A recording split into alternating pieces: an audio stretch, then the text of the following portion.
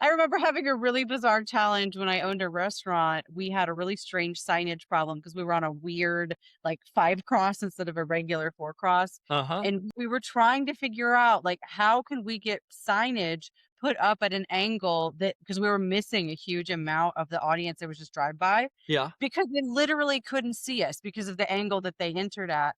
And I never did actually, in fact, get that figured out. And I tried, and I didn't know who to talk to. I talked to building owners, I talked to all kinds of people, but I know now that I might have been barking up all the wrong trees. In economic development, we're the yes people, right? We hate to say no. We like to find a way to say yes. The economic developers, how do we get to a yes? What's the problem? How do we solve it? And then here's who we go and talk to about trying to get there. And that just comes a lot easier when you have somebody on the inside saying yes. Everything is yes. How do we get to yes? Versus, if you call the planning department up, it's either, and that's not their fault. It's just the laws are, and the ordinance say, here is the ordinance. It either works or it doesn't. So, and it only says it like, if you call yourself this, then it doesn't fit. But if you call yourself this, it does fit.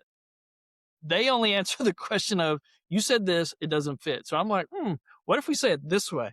Right. So What if we thought outside the box and came at it from this other angle again, over? it's just sometimes they're not, we've got, that's our value as economic development. Why you want to know us is that we sometimes can figure out, okay, who do we need to talk to and how do we get to the yes? And maybe the language is like, what are we missing out on a sales tax level, right? What's the economic impact to the city by not having that signage? And they're going just outside the city limits and having the next city over get that because they didn't know you existed.